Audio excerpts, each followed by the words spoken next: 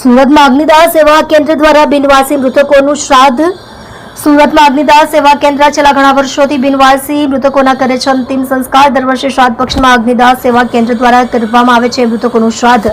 અશ્વની કુમાર વૈદરાજ ઉવારા ખાતે શાસ્ત્રોક્ત બ્રાહ્મણો દ્વારા કરવામાં આવે છે શ્રાદ્ધ વિધિ. અગ્નિદાહ સેવા કેન્દ્ર દ્વારા આશરે 203 મૃતકોનું શ્રાદ્ધ કરવામાં આવ્યું હતું. અગ્નિદાહ સેવા કેન્દ્રના વેણીલાલ મારવાલા દ્વારા છેલ્લા ઘણા વર્ષોથી કરવામાં આવે છે આ સેવાકીય કાર્ય.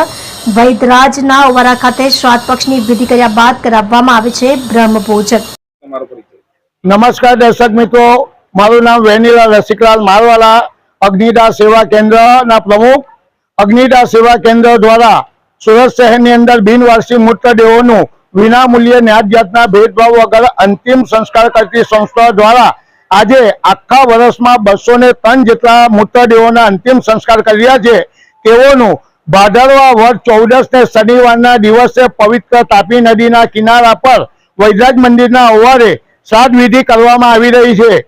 આ શ્રાદ્ધ વિધિની અંદર જે લોકો એના સ્વજનોને શોધખોળ કરવા આવ્યા હતા તે લોકોની 2 લાશોની ઓળખ થઈ એવું અનુમાન અમે લગાવી રહ્યા છે અને 2 લાશની ઓળખ થઈ છે. ત્યારબાદ બિનવારસી મૃતકોનો જે અમે શ્રાદ્ધ કરી રહ્યા છે તેના અનુસંધાનમાં બ્રહ્મ ભોજન રાખ્યું છે. એ બ્રહ્મ ભોજનનું સ્થળ છે ઝાપા બજાર હાથીભળિયા રામજી મંદિરની વાડીમાં 6 વાગે રાખવામાં આવ્યું છે અને આ સંસ્થા 25 વર્ષથી કાર્યરત છે, જેમાં 7,500 જેટલી લાશોના દાહ સંસ્કાર કર્યા છે અને અત્યાર સુધીમાં 45 લાશોની ઓળખ થઈ છે. અને આ સંસ્થાની અંદર અમારા તમામ સ્વયંસેવકો અને અમારા ટ્રસ્ટીગણો ખરા પગે ઊભા રહીને આ કાર્યની અંદર ખભે ખભા મિલાવીને અમને સહકાર આપે છે.